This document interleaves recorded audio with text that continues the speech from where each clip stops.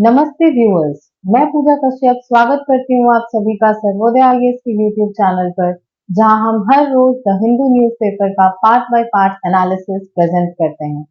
शुरुआत करते हैं हमारे आज के न्यूज़पेपर एनालिसिस का। सबसे पहला न्यूज है हमारा आज का, net direct tax collection exceed 2023-24 target. तो यहाँ इंपॉर्टेंट हमारे लिए ये हो जाता है कि हम डायरेक्ट टैक्स को समझते हैं कि डायरेक्ट टैक्स होता क्या है। तो किसी भी इकोनॉमी के लिए दो तरीके के टैक्सेस होते हैं, पहला डायरेक्ट टैक्स और दूसरा इनडायरेक्ट टैक्स। तो डायरेक्ट टैक्स वैसे टैक्सेस होते हैं that a person or organization pays directly to the entity that imposed it, यानी कि जिसने भी ये टैक्स लगाया है किसी के ऊपर, डायरेक्टली उसी को पे किया जा रहा है। For example income tax, corporate tax. अब अगर इनकम टैक्स है, तो अगर इनकम टैक्स है तो मेरी इनकम के लिए इनकम टैक्स मुझे ही देना होगा, ना कि किसी और को। सिमिलरली कॉर्पोरेट टैक्स कंपनीज को देना पड़ता है, और ये टैक्स कौन इम्पोज करता है? जो गवर्नमेंट होती है वो इम्पोज करता है। सेकेंड हो जाता है हमारा इनडायरेक्ट टैक्स। तो इसका क्या हो जाएगा कि जो पर्सन या ऑर्गेनाइजेशन जिसपे वो टैक्स इम्पोज किया जाता है और जिसको वो पे किया जाता है, वो दोनों डिफरेंट होते हैं। ठीक है, मतलब अगर हम एग्जाम्पल ले लेते हैं तो सबसे बड़ा एग्जाम्पल है हमारा जीएसटी का। ये है हमारा इनडायरेक्ट टैक्स। अब जानते हैं कि सिग्निफिकेंस क्या है जो हमारे डायरेक्ट टैक्सेस है उनका। तो ये जो न्यूज आइटम है हमारा बता रहा है कि जो नेट डायरेक्ट टैक्स के कलेक्शंस हैं वो 2023-24 में जो गवर्नमेंट ने टारगेट सेट किया था उसको एक्सीड कर गया है। यानी कि ये हमारी इकोनॉमी के लिए एक पॉजिटिव साइन है कि जो लोग हैं वो अब अपने टैक्सेस जो है वो टाइम पर पे कर रहे हैं और रेगुलरली पे कर रहे हैं। तो क्या सिग्निफिकेंस है इस चीज का? तो सबसे पहला रेवेन्यू जनरेशन। जो टैक्सेस होते हैं वो ही हमारे गवर्नमेंट का जो सोर्स ऑफ रेवेन्यू है वो होते हैं। उसमें भी जो मेजर चंक आता है वो आता है हमारे डायरेक्ट टैक्सेस से, जो कि गवर्नमेंट को अलाउ करता है जो हमारा पब्लिक सर्विसेज है उन पर स्पेंड करने के लिए, जैसे कि एजुकेशन हो गया, हेल्थ केयर हो गया या इंफ्रास्ट्रक्चर। सेकेंड है फेयरनेस। तो these taxes are often progressive. अब इसको समझने के लिए दो चीजें समझनी पड़ेगी कि टैक्सेस जो होती हैं वो दो तरीके की होती हैं, पहला प्रोग्रेसिव और दूसरा रिग्रेसिव। तो प्रोग्रेसिव टैक्सेस वैसे टैक्सेस होते हैं जो जितनी मेरी इनकम है उसी के हिसाब से अगर मैं टैक्सेस दे रही हूँ तो वो होता है प्रोग्रेसिव टैक्स। यानी कि अगर जिसका कम इनकम है उसको कम टैक्स देना पड़ेगा, जिसका ज्यादा इनकम है उसको ज्यादा टैक्स देना पड़ेगा। On the other hand regressive क्या हो जाएगा कि जिसका कम इनकम है या ज्यादा इनकम है उससे मैटर नहीं करता है। तो जनरली ये देखा जाता है कि रिग्रेसिव टैक्सेस में जो कम इनकम वाले लोग होते हैं उनको ज्यादा टैक्सेस पे करना पड़ता है, उनके ऊपर जो टैक्स का बर्डन है वो ज्यादा पड़ता है, और जो ज्यादा इनकम वाले लोग हैं उनके ऊपर जो टैक्स का बर्डन है वो कम होता है। तो जो डायरेक्ट टैक्सेस होते हैं वो होते हैं प्रोग्रेसिव टैक्सेस। फॉर एग्जाम्पल जैसे हमारी इकोनॉमी में इनकम टैक्स के लिए स्लैब्स हैं कि 0 to 3 लाख पर आपको कुछ भी टैक्स नहीं देना पड़ेगा। अभी रिसेंटली गवर्नमेंट ने 7 लाख का भी इंट्रोड्यूस किया है। उसके बाद 3 से 6 लाख पर इतना टैक्स लगेगा, 6 to 9 लाख पर इतना टैक्स लगेगा, अबव ऑल उससे ज्यादा अगर हुआ 15 लाख से तो उस पर और ज्यादा लगेगा। तो ये यानी कि ये हमारा प्रोग्रेसिव टैक्स है कि जैसे जैसे किसी की इनकम बढ़ती है वैसे वैसे उसका इनकम टैक्स जो है वो भी बढ़ जाता है। सिमिलर केसेस होते हैं कॉर्पोरेट टैक्स और सिक्योरिटीज ट्रांजैक्शन टैक्स के भी। थर्ड जो इसका सिग्निफिकेंस है वो है economic control. Bye adjusting tax rate the government can influence economic activity. कि अगर जो इकोनॉमी है उसमें इन्फ्लेशन बहुत ज्यादा हो गया है या मनी सप्लाई बहुत ज्यादा हो गया है, तो टैक्स रेट्स को गवर्नमेंट जो है वो इंक्रीज कर देगी ताकि लोग जो है वो ज्यादा से ज्यादा पैसे अपने गवर्नमेंट को दे दें, और जो उनके पास स्पेंड करने के लिए, एक्सपेंडिचर के लिए जो अमाउंट बचे वो कम बचे। तो इससे क्या होगा कि मनी सप्लाई जो है वो इकोनॉमी में धीरे धीरे करके कम हो जाएगा।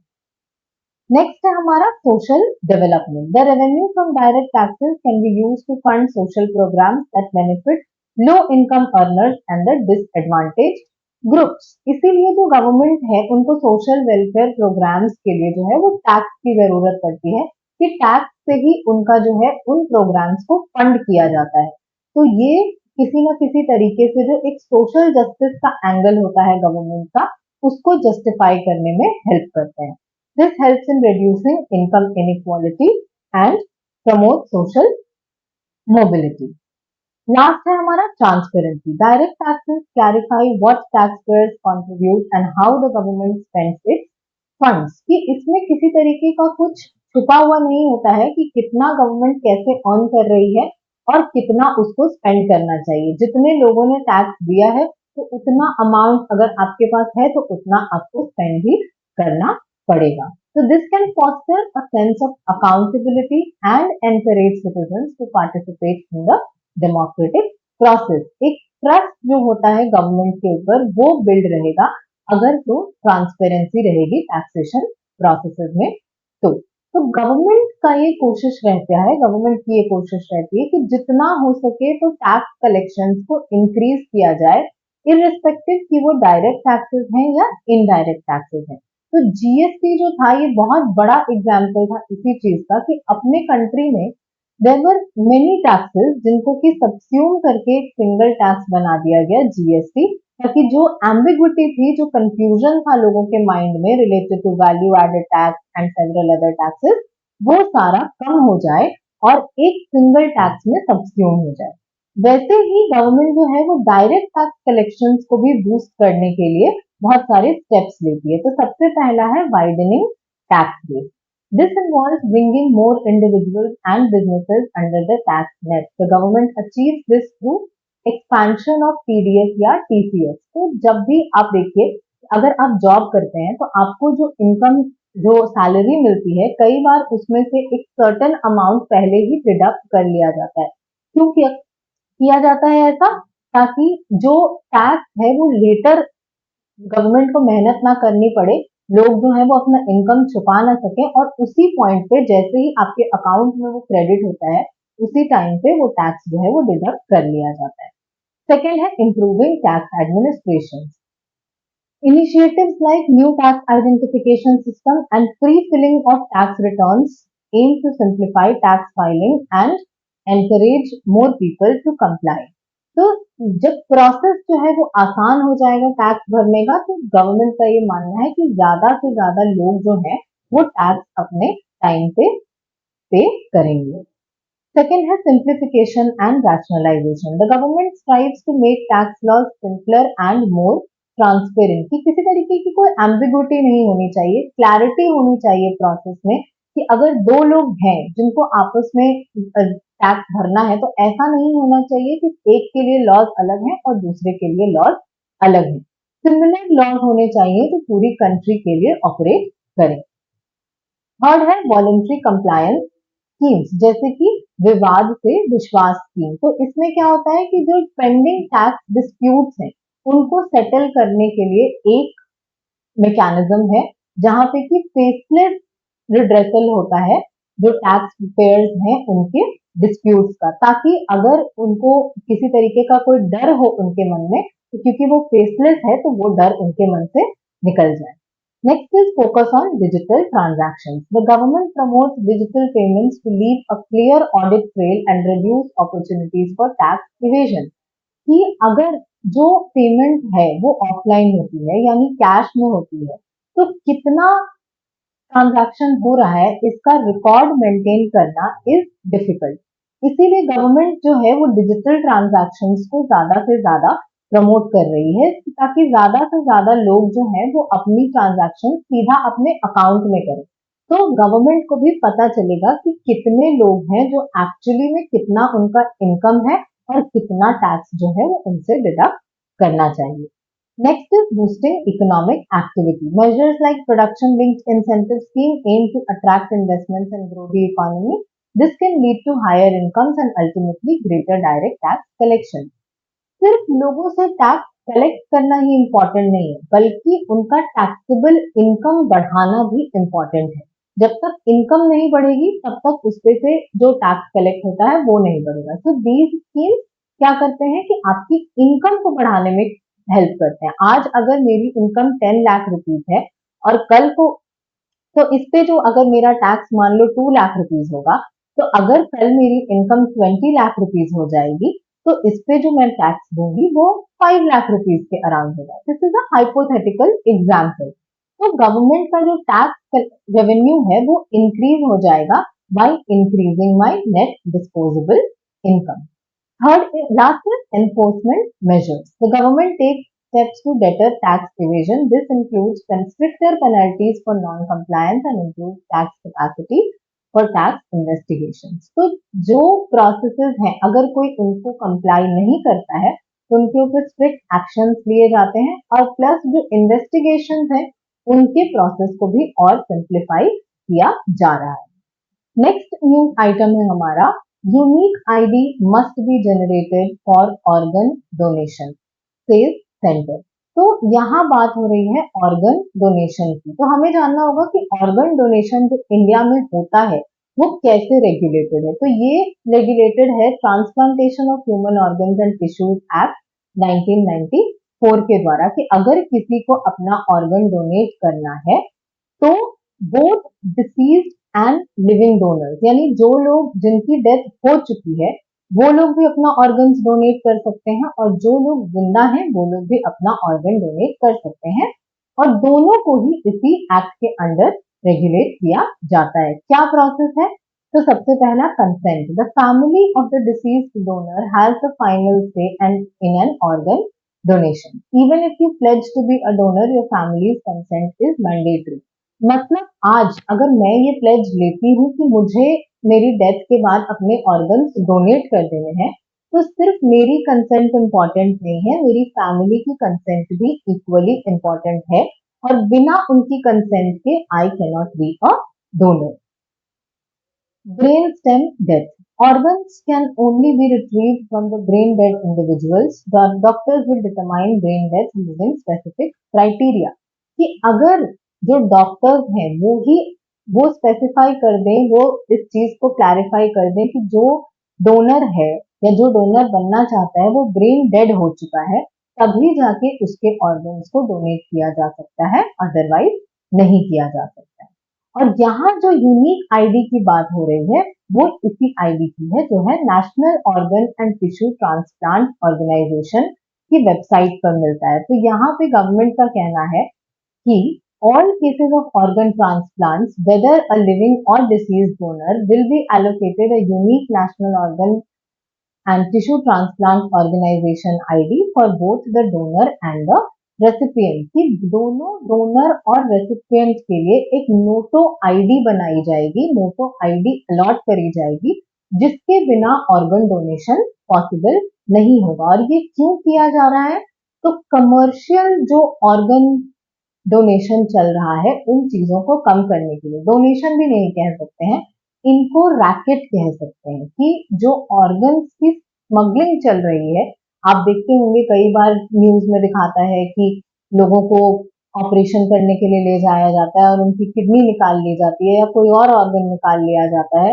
ये सिंपल सिंपल केसेस में उनको कहा जाता है कि आपको ऑपरेट करना पड़ेगा और डॉक्टर्स ऐसे इलीगल कामों में इन्वॉल्व होते हैं। तो this is a major to control it कि बिना इस यूनिक आईडी के, बिना नोटो आईडी के कोई किसी भी तरीके का ऑर्गन डोनेशन नहीं हो सकता है। और ये किसके लिए इंपॉर्टेंट है? दोनों ही डोनर और रिसीवर के लिए। Registering doesn't guarantee your organs will be donated but it expresses your intent. अगर मैंने रजिस्टर कर लिया तो इसका मतलब ये नहीं है कि मेरे ऑर्गन्स डोनेट होंगे ही होंगे, बल्कि इस चीज का वो एक गारंटी है कि मैंने अपना जो विश है वो क्लैरिफाई कर दिया है और अगर जरूरत पड़ी तो मेरे ऑर्गन्स लिए जा सकते हैं। नेक्स्ट न्यूज है Australia to deepen ties with top tier partner India.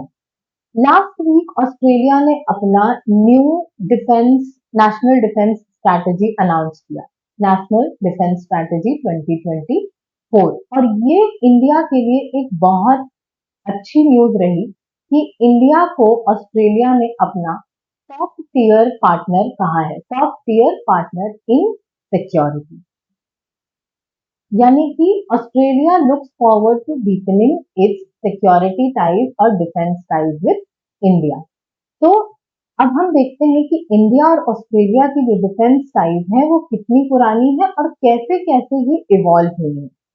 तो the relationship has roots in their shared experience in world war one and two, कि हमारी जो रिलेशनशिप इवॉल्व हुई है वो कोई नई रिलेशनशिप नहीं है, बल्कि वर्ल्ड वॉर वन टू के टाइम से ही इंडिया और ऑस्ट्रेलिया, जब दोनों ही ब्रिटिश की कॉलोनीज थी।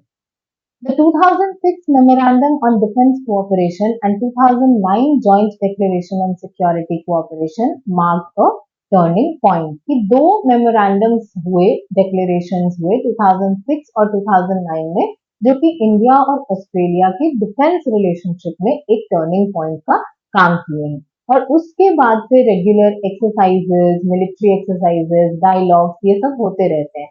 रिसेंटली हमने देखा कि मलाबार एक्सरसाइज हो गया, जिसमें कि इंडिया और ऑस्ट्रेलिया एक साथ है। क्वाड एक ग्रुपिंग है जिसमें कि इंडिया और ऑस्ट्रेलिया एक साथ है। तो ऐसा क्यों है कि दोनों एक साथ हैं? क्योंकि दोनों की जो सिक्योरिटी इंटरेस्ट है वो कहीं ना कहीं मिलती जुलती है, इसीलिए दोनों जो है वो सिक्योरिटी पार्टनरशिप में इतना ज्यादा एफर्ट दे रहे हैं। In 2020, the annual 2+2 ministerial dialogue foreign और डिफेंस मिनिस्टर्स की एलिवेट करी गई थी to the ministerial level, reflecting the strategic importance of the relationship. Quad जैसा कि मैंने बताया, और एक्सरसाइज मलाबार। तो 2023 में मलाबार एक्सरसाइज पहली बार ऑस्ट्रेलिया में होल्ड किया था, और इन सब ग्रुप्स में इंडिया और ऑस्ट्रेलिया की एक साथ पार्टिसिपेशन दिखाती है कि डिफेंस की पार्टनरशिप इंडिया और ऑस्ट्रेलिया की और ज्यादा स्ट्रॉन्ग हो गई है। सिग्निफिकेंस क्या है इस चीज का, जो ऑस्ट्रेलिया ने हमें डेजिग्नेट किया as a top tier security partner, तो ये है कि shared strategic vision, both countries see a rising China as a challenge and seek multipolar Indo Pacific, कि चाइना की जो इंक्रीजिंग डोमिनेंस है in the Indo Pacific region, जो कि है हमारा, वहां पे काउंटर करने के लिए ऑस्ट्रेलिया, इंडिया और ऑस्ट्रेलिया को चाइना को काउंटर करने के लिए एक दूसरे की जरूरत है। अगर हम मैप से देखें तो अगर हमारा इंडिया यहाँ है एशिया में, तो ये हमारा ऑस्ट्रेलिया है, और ये जो रीजन है ये पूरा हमारा इंडो पैसिफिक का रीजन है। तो इट्स इम्पोर्टेंट कि इस रीजन में सिर्फ और सिर्फ चाइना की डोमिनेंस ना हो, बल्कि जितनी भी कंट्रीज हैं इसके अराउंड, सब उसके जो बेनिफिट्स हैं उसको साइमल्टेनियसली शेयर कर सकें। Second is maritime cooperation, security cooperation. Collaboration is crucial for maintaining the freedom of navigation and countering piracy in the Indian Ocean. Indian ocean में जो सिक्योरिटी थ्रेट्स एमर्ज हो रही हैं और जो पायरेसी की कंसर्न्स हैं, उनको काउंटर करने के लिए इंडिया और ऑस्ट्रेलिया की पार्टनरशिप इंपॉर्टेंट हो जाती है। Third is defense industrial cooperation. There is a potential for joint development and production of defense equipment. जैसे पिछले दिन के इसमें एनालिसिस में हमने बात करी थी ब्रह्मोस मिसाइल की, तो दैट इज बिकॉज कि रशिया और इंडिया के जॉइंट इंटरेस्ट हैं, तो दोनों की जो पार्टनरशिप है डिफेंस में वो इतनी स्ट्रांग है। सिमिलर स्कोप हमें ऑस्ट्रेलिया के साथ भी नजर आता है।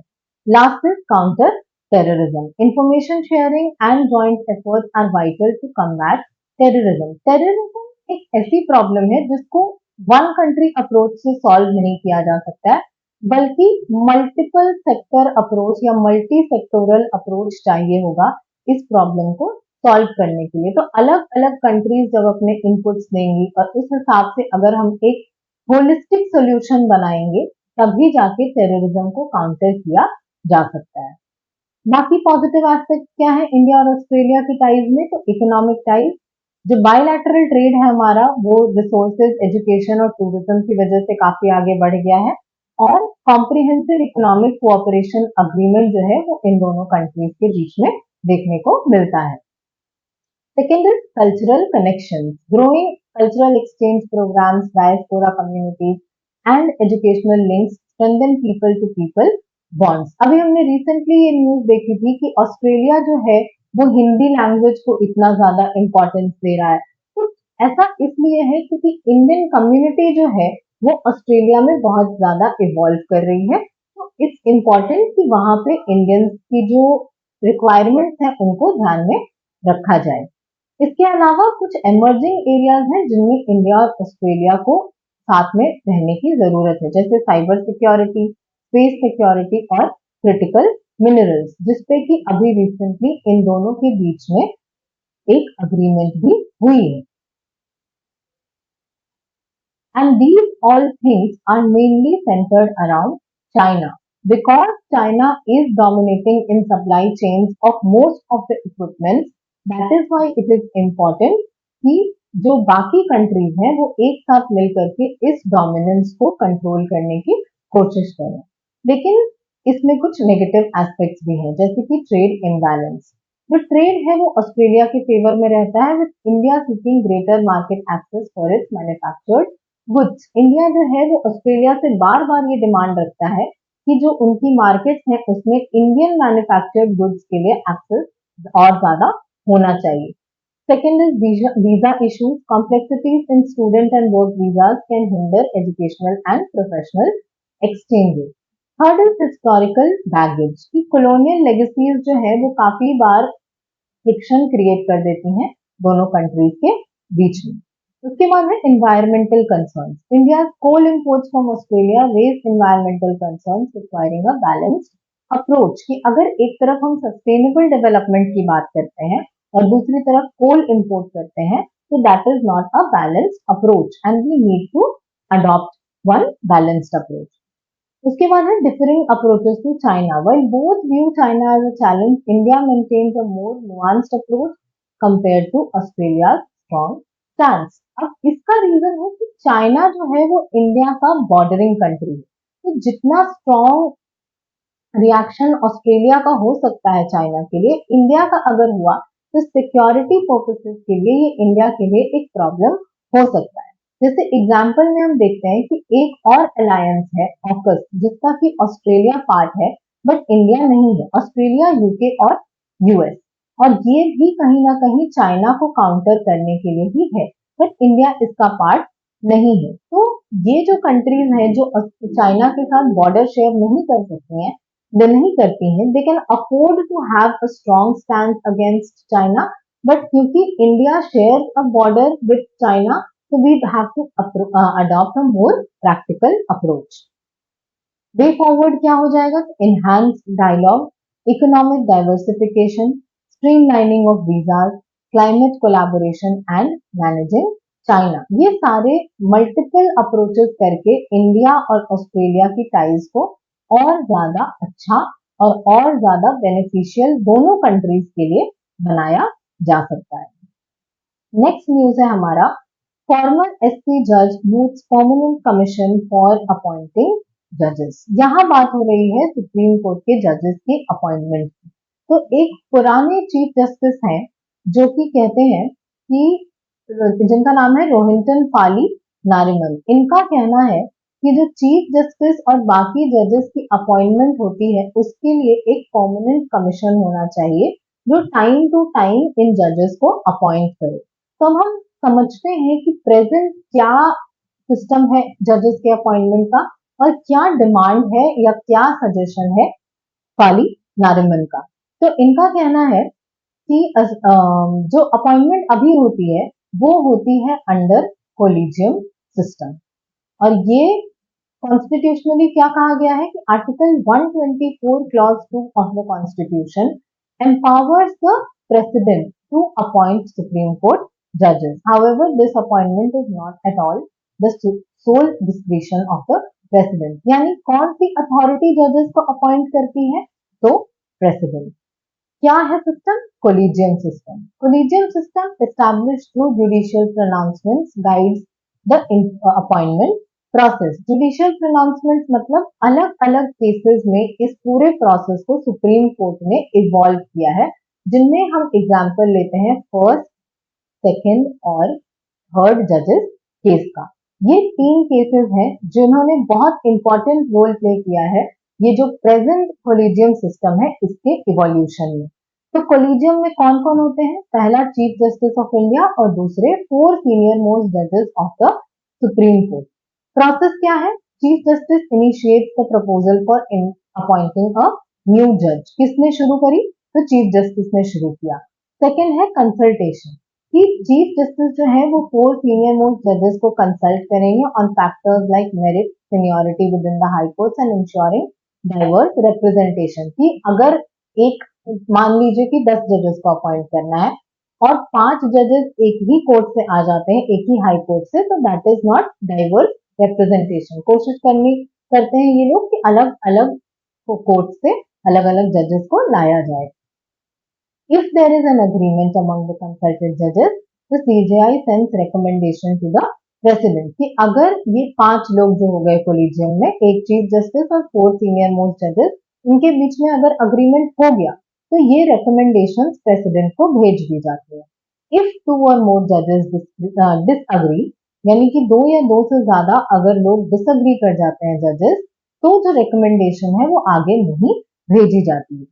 गवर्नमेंट का रूल क्या है? President is obliged to consider this recommendation but can seek clarification. Generally president जो है वो इनकी जो सजेशन है उनको ऑब्लाइज कर जाता है और कभी कभी वो क्लैरिफिकेशंस भी मांग सकते हैं प्रेसिडेंट कि किस बेसिस पे आपने ये जो नाम है वो सजेस्ट किए हैं।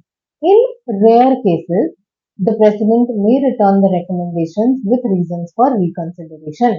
कभी कभी बहुत ही रेयर केसेस में ऐसा हो सकता है कि जो प्रेसिडेंट है हमारी, वो इन रिकमेंडेशंस को वापस रिटर्न कर सकते हैं, but with reasons for reconsideration, कि क्यों उन्हें ऐसा लगता है कि इन नेम्स को रिकंसिडर करने की जरूरत है। Once the president approves the recommendation, the appointment is formalised. एक बार प्रेसिडेंट ने अप्रूव कर दी रिकमेंडेशन तो फिर उनको अपॉइंट कर दिया जाता है। एलिजिबिलिटी क्या है इन जजेस के अपॉइंटमेंट्स की? तो पहला, they should be a citizen of India. Second, have served as a जज of high court for at least 5 years और of 2 or more such courts in succession, कि एटलीस्ट एक हाई कोर्ट में 5 साल के लिए या 2 से ज्यादा हाई कोर्ट्स में इन सेसेशन, कि 2 साल यहाँ, 2 साल यहाँ, 1 साल वहां, उस तरीके से 5 साल के लिए आपको जज रहना है हाई कोर्ट का। या फिर advocate of a high court for at least 10 years or 2 or more such courts in succession. In the opinion of the president, a distinguished jurist। ये बहुत ही rarest of the rare cases में, और अभी तक ऐसा देखने को नहीं मिला है कि कोई एक डिस्टिंग्विश्ड जूरिस्ट को, अगर प्रेसिडेंट को ऐसा लगता है कि वो इंसान काफी अपने फील्ड के बारे में, लॉ के बारे में बहुत कुछ जानता है, तो वो उसको एज अ सुप्रीम कोर्ट जज अपॉइंट कर सकते हैं। हाउएवर जो है, ये कोलिजियम सिस्टम को काफी क्रिटिसिज्म फेस करनी पड़ती है due to lack of transparency and allegations of nepotism, क्योंकि यहाँ कोई ऑब्जेक्टिव क्राइटेरिया नहीं है जजेस के पास जिसके बेसिस पर वो इवेलुएट करें कि किनको जज बनाना है और किनको नहीं बनाना है। There may be delays in the appointment process due to disagreements within the collegium or between the collegium and the government। जो ऑलरेडी हमारे पास जो केसेस हैं वो बहुत ज्यादा पेंडिंग है, तो इट्स वेरी इंपॉर्टेंट कि जो जुडिशियल अपॉइंटमेंट्स हैं वो टाइम से हो, और ऐसे सब्जेक्टिव प्रोसेसेस में देयर आर हाई चांसेस कि डिसएग्रीमेंट की वजह से डिले होना पॉसिबल है। इसका एक तोड़ 2015 में by 99 constitutional amendment act government लेके आई थी, जो कि था NJAC, national judicial appointments commission, जिसको कि सुप्रीम कोर्ट ने अनकॉन्स्टिट्यूशनल डिक्लेयर कर दिया था, because according to them it was against the spirit of the constitution. Next news है preparing India for water stress and climate resilience. हम जानते हैं आज 22 अप्रैल है and today is Earth Day. तो आज ये इम्पोर्टेंट हो जाता है हमारे लिए कि हम हमारे अर्थ के बारे में, उसकी रिसोर्सेज के बारे में थोड़ा जाने और समझें। तो ये जो हमारा आर्टिकल है ये बात कर रहा है वाटर स्ट्रेस जो इंडिया में है उससे रिलेटेड, कि जो वाटर स्ट्रेस है वो, इसको जो हम एक चैलेंज की तरह लेते हैं, कि जैसे ही अभी हुआ वाटर स्ट्रेस, फॉर एग्जाम्पल अभी हमने देखा था कि बैंगलोर में बहुत ज्यादा वाटर स्ट्रेस देखने को मिला। तो अगर आज हमारे पास ये चैलेंज आया और इसके सॉल्यूशंस हम आज ही लेके आएंगे, तो इट इज वेरी डिफिकल्ट कि इसको हम कभी टैकल कर पाएंगे। इसीलिए जो राइटर है वो सजेस्ट कर रहे हैं कि हमें पहले से ही प्रिपेयर होके रहना पड़ेगा ऐसे चैलेंजेस के लिए। और यहाँ पे ये जो राइटर है ये बात करते हैं कि जो वाटर स्ट्रेस है वो ऐसा नहीं है कि सिर्फ डोमेस्टिक सेक्टर को इम्पैक्ट करता है, बल्कि हर एक सेक्टर जो है वो इससे इम्पैक्टेड होता है। तो चाहे वो एग्रीकल्चर हो, या वो इंडस्ट्री हो, या फिर वो रिन्यूएबल एनर्जी सेक्टर। सोचने वाली बात है कि रिन्यूएबल एनर्जी सेक्टर जो कि हमारे कंजर्वेशन के बारे में बात कर रही है, वो भी अगर वाटर जो है वो डिप्लीट हो गया, वाटर रिसोर्सेज अगर डिप्लीट हो गए, तो वो भी बहुत ज्यादा इम्पैक्ट होगी। तो according to the water resources institute, India is water stressed, meaning its water demand exceeds its readily available fresh water resources. यानी कि इंडिया जो है वो एक वाटर स्ट्रेस कंट्री है, जितनी हमारी डिमांड है वो हमारे जो रिसोर्सेज है उससे कहीं ज्यादा है। तो यहाँ जो राइटर है वो हमें कहते हैं कि India houses 18% of the world's population on 2.4% of the Earth's surface area and has just 4% of the global freshwater resources। यानी एक तरफ वर्ल्ड पॉपुलेशन में जो हमारी शेयर है वो 18% है, लैंड में जो हमारा शेयर है वो 2.4% है, और वाटर में जो हमारा शेयर है वो ओनली 4% है। यानी टोटल जो वाटर रिसोर्सेज पूरे वर्ल्ड में है उसका सिर्फ 4% इंडिया के पास है, बट टोटल पॉपुलेशन का 18% इंडिया के पास है। इसीलिए बहुत इंपॉर्टेंट हो जाता है कि हम वाटर को कंजर्व करें। तो यहाँ जो राइटर है वो बात कर रहे हैं कि किन किन सेक्टर्स में वाटर की कमी जो है वो हमें देखने को मिलती है। सबसे पहला है एग्रीकल्चर, और एग्रीकल्चर जो है वो सबसे ज्यादा पानी का यूसेज करता है, even more than the domestic sector. जो कि हमें हमेशा ये लग सकता है कि जो डोमेस्टिक सेक्टर है वो सबसे ज्यादा यूज करता होगा, but this is not the fact. The fact is कि agriculture accounts for about 80% of India's water consumption. Traditional flood irrigation methods can be highly wasteful. जो पानी खोल के खेतों में छोड़ दिया जाता है उनको इरिगेट करने के लिए, उसको बोला जाता है फ्लड इरिगेशन, और इससे बहुत सारा पानी जो है वो बर्बाद हो जाता है। तो यहाँ सोल्यूशन इसके क्या हो जाएंगे? तो techniques like drip irrigation, sprinkler irrigation, ये सारा जो है ये टेक्निक्स होते हैं जो कि वाटर को कंजर्व भी करेंगे और आपके फील्ड को इरिगेट भी करेंगे। Can save up to 70% of the water compare to flood irrigation. यानी जो काम 100 लीटर पानी में होता है इन फ्लड इरिगेशन, वो ही काम 30 लीटर्स ऑफ वाटर में हो सकता है यूजिंग ड्रिप इरिगेशन और sprinkler irrigation. The 2023 study by International Water Management Institute found that drip irrigation in Punjab led to a 30 to 40% reduction in waste or in water usage for cultivating wheat and rice। कि पंजाब में एक study करी गई थी drip irrigation को use करके, और उन्हें पता चला कि जो राइस और व्हीट का कल्टीवेशन है उसमें 30 to 40% कम वाटर का यूसेज हुआ यूजिंग ड्रिप इरिगेशन। सेकेंड है domestic sector. Per capita water availability in India is declining. In 2020, it was 1515 cubic meters according to Central Water Commission, which is well below the scarcity threshold of 1000 meter cube। यानी 2020 में जो water की availability थी वो 1515 cubic metre थी, और आज जो है वो 1000 मीटर क्यूबिक मीटर से भी कम है, जो कि वाटर स्कैर्सिटी के सिचुएशन को दिखाता है। तो पब्लिक अवेयरनेस कैंपेन्स बहुत ज्यादा इंपॉर्टेंट है, जो कि हमें इस चीज को लेकर के अवेयर कराएंगे कि वाटर कंजर्वेशन कैसे कर सकते हैं और वो क्यों इम्पोर्टेंट है। A study by the Delhi Jal Board suggests that such campaigns reduce daily water consumption in Delhi by 4%। कि डेली का 4% पानी अगर लोग कम इस्तेमाल करेंगे तो ये बहुत ज्यादा इम्पैक्ट क्रिएट करेगा।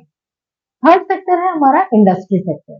तो industrial water use is projected to grow by 50% by 2050, क्योंकि ये जो इंडस्ट्रीज है उनमें वाटर का यूसेज बहुत ज्यादा होता है, और इंडिया क्योंकि अपनी इकोनॉमी को डेवलप करने पे फोकस कर रही है, तो हमारी इंडस्ट्रीज को ग्रो करने पे जो गवर्नमेंट है वो और ज्यादा जोर डाल रही है। तो इट इज वेरी इंपॉर्टेंट कि ये जो 50% की रिक्वायरमेंट है इसको हम थोड़ा डिक्रीज करें और इनको जुडिशियसली यूज करके वाटर का सस्टेनेबल यूज करें।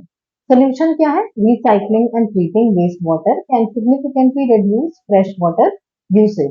कि अगर जो पानी यूज हो चुका है उसी को दोबारा यूज किया जा सकता है तो फ्रेश वाटर यूसेज जो है वो काफी हद तक कम हो जाएगा।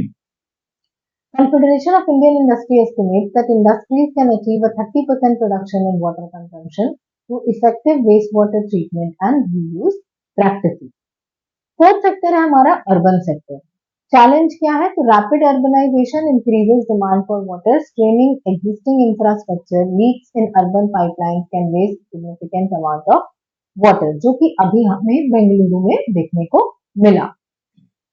बेंगलुरु एक अर्बन सेटलमेंट एरिया है और वहां अगर वाटर स्ट्रेस आता है तो काफी हद तक लाइवलीहुड्स को ये इम्पैक्ट करेगा। सोल्यूशन क्या है इसका? तो rain water harvesting can provide a sustainable source for water for non portable purposes. कि अगर आप रेन वाटर को हार्वेस्ट करते हैं तो सिवाय आपके खाने और पीने के बाकी चीजों के लिए इस वाटर को यूज किया जा सकता है। फॉर एग्जाम्पल इरिगेशन के लिए, जो आप पौधों में पानी डालते हैं, या कपड़े धोने के लिए, बर्तन धोने के लिए, इन सब चीजों में इस वाटर को यूज किया जा सकता है।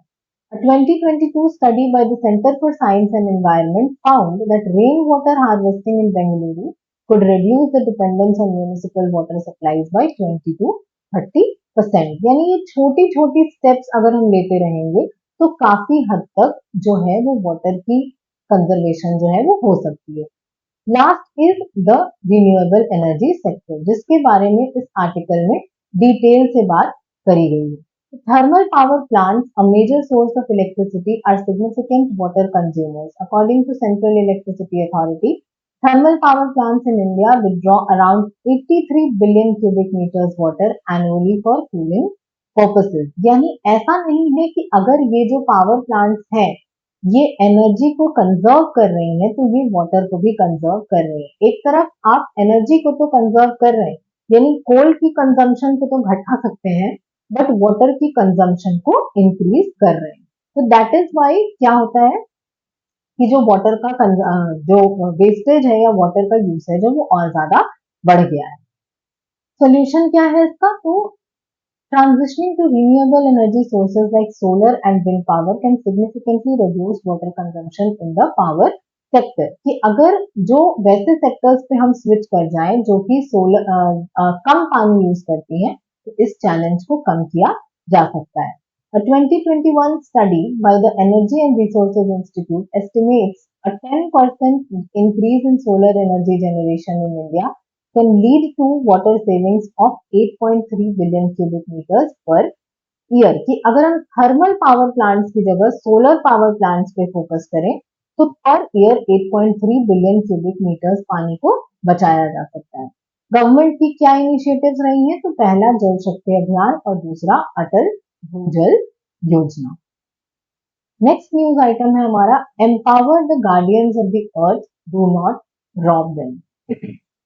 यहाँ बात हो रही है अंडमान एंड निकोबार आइलैंड्स की और उसमें भी स्पेसिफिकली अगर बात करी जाए तो निकोबार आइलैंड्स के दो आइलैंड्स की बात हो रही है, मैनरो और मेंकल। ये जो आइलैंड्स हैं ये अनइनहैबिटेड है, यानी किसी भी तरीके का ह्यूमन सेटलमेंट इन आइलैंड्स में देखने को नहीं मिलता है।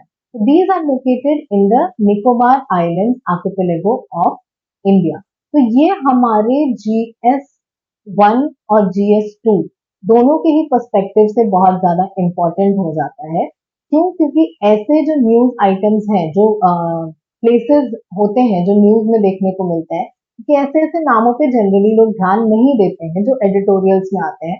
तो आपसे एग्जाम में पूछ सकता है कि ये जो मेनरो और मेंकल आइलैंड्स हैं ये कहाँ पे लोकेटेड है, और हो सकता है कि आप ऑप्शन में आपको एक अंडमान आइलैंड दे दे और दूसरा निकोबार आइलैंड्स दे दे। तो इट्स इंपॉर्टेंट कि हम याद रखें कि ये निकोबार आर्किपेलागो का पार्ट है और जो इंडिजिनस निकोबारी पीपल हैं वो इन आइलैंड्स को सेक्रेड कंसिडर करती हैं और इनको रिसोर्स गैदरिंग के लिए यूज करती हैं, जैसे कि कलेक्टिंग कोकोनट्स। तो यहाँ जो आर्टिकल है ये बात इसलिए यहाँ इंपॉर्टेंट हो जा रही है क्योंकि ये मेनरो और मैरो और मेंकल आइलैंड्स पे जो गवर्नमेंट है वो वाइल्ड लाइफ सैंक्चुरीज बनाना चाहती है। तो ऑथर का कहना है, जो ऑथर्स हैं उनका कहना है कि ये इसलिए है क्योंकि जो गवर्नमेंट है वो अपनी, उसने जो रिसेंटली डी नोटिफाई किया है गलाथिया बे वाइल्ड लाइफ सैंक्चुरी को, उसको कहीं ना कहीं छुपाने के लिए कि ये जो दोनों आइलैंड्स हैं इनमें इतनी डाइवर्सिटी भी नहीं है कि इस पे वाइल्ड लाइफ सैंक्चुरी बनाने की जरूरत पड़े। तो ऑथर्स का कहना है कि जो गलाथिया बे वाइल्ड लाइफ सैंक्चुरी है उसको डी नोटिफाई करके जो रीडेवलपमेंट प्रोजेक्ट प्रपोज किया गया है उसके क्रिटिसिजम्स को छुपाने के लिए गवर्नमेंट जो है वो ये स्टेप ले रही है। तो अब हमारे लिए इम्पोर्टेंट दूसरा क्या हो जाता है, तो गलाथिया बे वाइल्ड लाइफ सैंक्चुरी ये लोकेटेड है ग्रेट निकोबार आइलैंड पर और एंडेंजर्ड लेदरबैक सी टर्टल्स के लिए बहुत ज्यादा इंपॉर्टेंट है कि इंडिया में जो ग्रेट लेदरबैक सी टर्टल्स हैं वो अंडमान निकोबार आइलैंड्स के अलावा और कहीं भी नहीं पाए जाते हैं।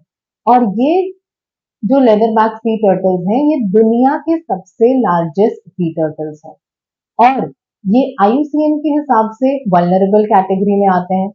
साइट्स के हिसाब से स्केड्यूल वन, अपेंडिक्स वन में आते हैं और हमारे वाइल्ड लाइफ प्रोटेक्शन के हिसाब से भी स्केड्यूल वन में आते हैं, यानी ये काफी हद तक जो है एंडेंजर्ड स्पीशीज है। तो अगर कोई ऐसा रीडेवलपमेंट प्रोजेक्ट इन आइलैंड्स पे प्रपोज किया जाता है तो वो इन फ्लोरा और फौना के लिए काफी डिस्टर्बिंग हो सकता है। इसीलिए जो लोकल कम्युनिटीज हैं वो इसके अगेंस्ट काफी हद तक प्रोटेस्ट कर रही हैं और गवर्नमेंट से नाराज हैं। तो ये जो नोटिफिकेशन थी ये जनवरी 2021 में आई थी by the national board for wild life कि इस सैंक्चुरी को डी नोटिफाई कर दिया जा रहा है, यानी अब ये वाइल्ड लाइफ सैंक्चुरी नहीं रहेगी। तो लोगों का कहना है कि वहाँ की जो लोकल कम्युनिटीज है, वहाँ का जो फ्लोरा है फौना है वो काफी हद तक डिस्टर्ब हो जाएगा और पूरा का पूरा जो इकोलॉजिकल बैलेंस है वो खराब हो जाएगा। वे फॉरवर्ड क्या हो सकता है, तो ऑल्टरनेटिव सॉल्यूशंस को हम वो कर सकते हैं, एक्सप्लोर कर सकते हैं, जिसमें कि ऐसा एक ट्रांसशिपमेंट पोर्ट बनाने की बात की गई है इस एरिया में। तो इसके लिए अलग अलग लोकेशंस और दूसरे लोकेशंस देखे जा सकते हैं। Second is finding ways to balance economic development with ecological conservation, जो कि हमने बात करी थी recently in right to freedom against climate change कि ecological development, sustainable development plus ecological conservation एक साथ होना चाहिए। Third is ensuring the rights and concerns of indigenous communities are addressed through decision making process. पिछले दिन के newspaper analysis में हमने बात करी थी शोम्पेन ट्राइब के बारे में। ये शोम्पेन ट्राइब इसी निकोबार आइलैंड्स को बिलोंग करते हैं। तो उस दिन मैंने बताया था कि ये जो ट्राइब्स हैं ये कितने ज्यादा डिस्कनेक्टेड रहते हैं जो नॉर्मल लाइफ है उनसे। तो अगर ऐसा कोई प्रोजेक्ट इस जगह पे प्रपोज किया जाता है तो इनकी पूरी की पूरी जो लाइफस्टाइल है, जो जिंदगी जीने का तरीका है, वो पूरा इम्पैक्ट हो जाएगा। तो इट्स इम्पोर्टेंट कि हम उनके राइट्स को भी ध्यान में रखें। ये आप मैप देख सकते हैं गलाथिया बे वाइल्ड लाइफ सैंक्चुरी का और ये जो प्रोजेक्टेड डेवलपमेंट प्रोजेक्ट है उसका। तो गलाथिया नेशनल पार्क या गलाथिया बे वाइल्ड लाइफ सैंक्चुरी यहाँ लोकेटेड है। तो हमारे लिए ये भी इम्पोर्टेंट हो जाता है कि बाकी के जो नेशनल पार्क और वाइल्ड लाइफ सैंक्चुरीज इस अंडमान एंड निकोबार आइलैंड्स में लोकेटेड है उनको भी हम ध्यान में रखें। पहला है हमारा कैम्पबेल बे नेशनल पार्क और दूसरा ग्रेट निकोबार बायोस्फीयर रिजर्व। तो इसका मैप हमारे लिए बहुत ज्यादा इंपॉर्टेंट हो जाता है क्योंकि हो सकता है कि एग्जाम में आपसे पूछा जाए कि इसको अरेंज करने के लिए नॉर्थ टू साउथ या साउथ टू नॉर्थ, तो याद रहना चाहिए कि पहले सबसे पहले कैम्पबेल, फिर ग्रेट निकोबार और फिर गलाथिया। नेक्स्ट न्यूज है हमारा चैलेंजेस ऑफ रिन्यूएबल एनर्जी। यहाँ जो ऑथर्स हैं वो बात कर रही है कि जो रिन्यूएबल एनर्जी की डेवलपमेंट है उसमें बहुत सारे लोकल लेवल पे या सोशल लेवल पे चैलेंजेस हैं जिनको एड्रेस करना बहुत ज्यादा जरूरी है, जैसे कि लैंड एक्विजिशन। तो जब किसी भी प्रोजेक्ट को बनाने के लिए लैंड को अक्वायर किया जाता है तो वहां की जो कम्युनिटीज हैं उनको डिस्प्लेस किया जाता है, लोकल कम्युनिटीज को। तो बहुत इम्पोर्टेंट है कि उन लोकल कम्युनिटीज के राइट्स को हम ध्यान में रखें। यहाँ एग्जाम्पल ऑथर ने लिया है दो अलग अलग विलेजेस का। पहला जो है वो यहाँ पे भादला है राजस्थान में और दूसरा पावगढ़ा है कर्नाटका में। और यहाँ पे इंडिया के दो लार्जेस्ट सोलर पार्क्स बन रहे हैं, भादला और पावगढ़ा में। तो एक तरफ जो ऑथर है वो कहती है कि भादला के जो लोकल्स हैं वो उतने खुश नहीं है क्योंकि उनका जो लोकल लाइवलीहुड था वो इम्पैक्ट हो गया है, और दूसरी तरफ पावगढ़ा के कर्नाटका के जो फार्मर्स हैं या जो लोग हैं वो खुश हैं क्योंकि ये जो उनका लैंड था ये वेस्ट था, उस पर किसी तरीके की कोई कल्टीवेशन पॉसिबल नहीं थी और अब उनको एक सोर्स ऑफ इनकम मिल गया है। तो इट इज इम्पोर्टेंट कि ऐसे चैलेंजेस को हम समझें और जो गवर्नमेंट है वो अपना जो भी स्टेप्स लेगी वो ऐसे चैलेंजेस को समझने के बाद उनको ध्यान में रखते हुए ले। Large-scale solar and wind farms require vast tracts of land. This can lead to conflicts with local communities, tribal rights and forest cover. कई बार forest को भी काट दिया जाता है for such projects. Second is impact on livelihoods. While renewable energy creates new jobs, some traditional occupations linked to fossil fuels might decline. जैसे मैंने एक एग्जाम्पल दिया था कि अगर कल के कल गवर्नमेंट अनाउंस करती है कि जितनी भी कोल फैक्ट्रीज है या कोल माइंस हैं उनको हम क्लोज कर देंगे, तो ये न जाने कितने लोगों का लाइवलीहुड जो है इम्पैक्ट हो जाएगा इस चीज की वजह से। इसीलिए इम्पोर्टेंट है कि जो भी ट्रांजिशन हो वो ग्रेजुअल हो और इन चैलेंजेस को ध्यान में रखते हुए हो। Second is visual and noise pollution. Wind turbines can generate noise and large solar farms can alter landscapes impacting nearby residents. Third is social acceptance. People living near renewable energy projects might have concerns about potential health risks or the visual impact of their surroundings. कि लोगों को ये समझाना जरूरी है कि इन projects की वजह से कोई किसी तरीके की कोई प्रॉब्लम जो है उनकी डेली लाइफ किसी तरीके से इम्पैक्ट नहीं होगी, चाहे वो उनकी हेल्थ से रिलेटेड हो, उनकी इकोनॉमी से रिलेटेड हो, उनकी सोशल लाइफ से रिलेटेड हो, तो वो सारी चीजें इम्पैक्ट नहीं होगी। Next is transmission infrastructure. Integrating large amounts of renewable energy requires building new transmission lines, which again lead to land acquisition issues and social resistance. कि सिर्फ इन प्रोजेक्ट्स को बना देने से नहीं होता है, बल्कि वहां से अगर पावर प्रोजेक्ट्स हैं, सोलर पावर प्रोजेक्ट्स हैं, तो सिर्फ सोलर पैनल लगा देने से इलेक्ट्रिसिटी कैप्चर करने से नहीं होगा, बल्कि उस इलेक्ट्रिसिटी को ट्रांसमिट भी करना पड़ेगा, जिसके लिए ट्रांसमिशन लाइन्स की जरूरत पड़ेगी। और इन ट्रांसमिशन लाइन्स को लगाने के लिए फिर से लैंड एक्वायर करना पड़ेगा और फिर से सिमिलर चैलेंजेस फेस करने पड़ सकते हैं। Next is intermittency. Solar and wind power are variable sources and their output depends on weather conditions. This can create challenges for grid stability unless proper energy storage solutions are implemented. कि साल के 365 दिन solar energy एक जैसी नहीं होती है, तो ये इम्पोर्टेंट है कि अगर गर्मी के दिन में सोलर एनर्जी हम ज्यादा टैप कर सकते हैं तो उसको स्टोर करके रखा जाए ताकि इन द फ्यूचर उसको यूज किया जा सके, जबकि एनर्जी उतनी अवेलेबल ना हो। वे फॉरवर्ड क्या हो जाएगा, तो it requires a multi pronged approach, यानी कि अलग अलग सेक्टर्स को इसमें इन्वॉल्व करना होगा, जितने भी स्टेक होल्डर्स हैं सबको। तो पहला community engagement. Proactive and transparent communication with local communities throughout the project life cycle is crucial. कि जो लोग हैं आसपास के उनसे बात करके, उनसे राय मशवरा करके इम्पोर्टेंट है कि ऐसे डिसीजन लिए जाएं। Second is fair compensation and resettlement. Ensuring fair compensation for land acquisition and offering livelihood supports in renewable energy projects can foster community support. कि अगर गवर्नमेंट उन लोगों को जिनको डिस्प्लेस किया जा रहा है उनको एडिक्वेट कंपनसेशन या उनका जो लैंड अक्वायर किया जा रहा है उसके लिए एडिक्वेट प्राइस दे दिया जाए, तो जो लोग हैं वो इतना ज्यादा उसके अगेंस्ट नहीं रहेंगे। Next is environmental impact assessment. जो ऐसे सोशल सस्टेनेबल एनर्जी प्रोजेक्ट्स होते हैं उनमें एनवायरमेंटल इम्पैक्ट असेसमेंट नहीं होता कि उसका कोई एनवायरमेंटल इम्पैक्ट होगा या नहीं होगा या सोशल इम्पैक्ट होगा या नहीं होगा, इस चीज को स्टडी नहीं किया जाता है। तो ऐसे मामलों में जरूरी है कि ऐसी स्टडीज हो भले ही वो एनवायरमेंटल इम्पैक्ट असेसमेंट ना हो, बट एटलीस्ट एक असेसमेंट हो, एक कॉस्ट बेनिफिट एनालिसिस हो कि कितना इससे नुकसान हो रहा है और क्या उस नुकसान की हम एडिक्वेट भरपाई कर रहे हैं या नहीं कर रहे हैं।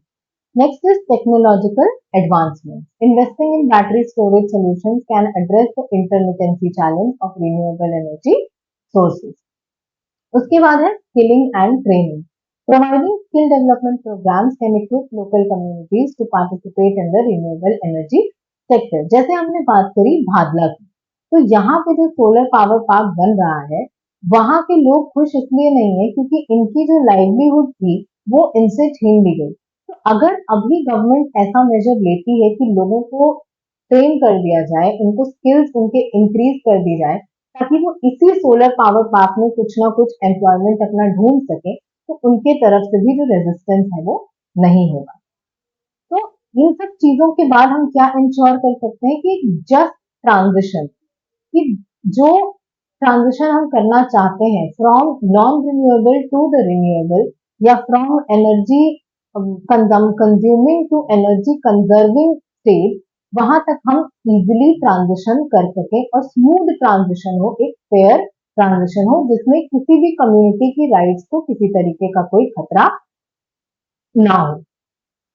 आज के लिए बस इतना ही। इस वीडियो का अगर आप पीडीएफ चाहते हैं तो सर्वोदय आईएएस के टेलीग्राम चैनल पे आपको ये पीडीएफ अवेलेबल है, वहां से जाकर आप डाउनलोड कर सकते हैं। देखते रहिए हमारे वीडियोस, मिलते हैं अगले वीडियो में। जय हिंद।